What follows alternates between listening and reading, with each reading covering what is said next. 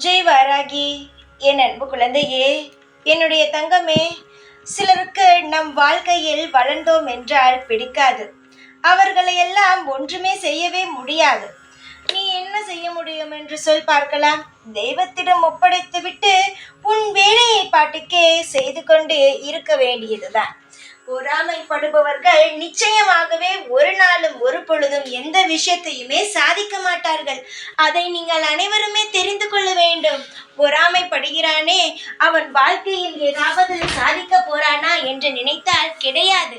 அவன் அவன் மட்டுமே பிடித்தவன் என்று சாதித்திருக்கிறான். சொல் பார்க்கலாம். அதனால் பொறாமையுடன் இருப்பவனை பார்த்து நீங்கள் யாருமே முதலில் கவலைப்படாமல் அவனை ஒரு உம்மை போல பார்த்துவிட்டு நகர்ந்து விட்டால் நல்லதாக இருக்கும். அவனை பற்றி யோசித்துக் கொண்டே இருக்கும் பொழுது அவனுக்கான மதிப்பையும் மரியாதையும் ஏன் தர வேண்டும் சொல் தங்கமே? புரிகிறதா?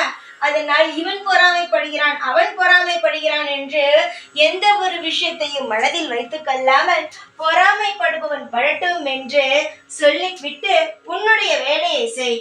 பொறாமைப்படும் அளவுக்கு நீ ஏதோ நல்ல காரியத்தை செய்கிறாய் என்றுதான் அர்த்தம். புரிகிறதா? அதனால் யார் பொறாமைப்பட்டாலும் யார் உன்னை எது சொன்னாலும் காதில் வாங்காமல் அமைதியாக இரு. நிச்சயமாக நீ செய்யும் வேலையில் ஒரு நல்ல இடத்தை நீ பிடித்து நல்ல ஒரு விதமாக வாழ்வாய். கவலைகள் இல்லாமல் அமைதியாக சந்தோஷமாக இரு. இந்த வாராகி உனக்கு அனைத்தையும் செய்வேன். ஜெய் வாராகி.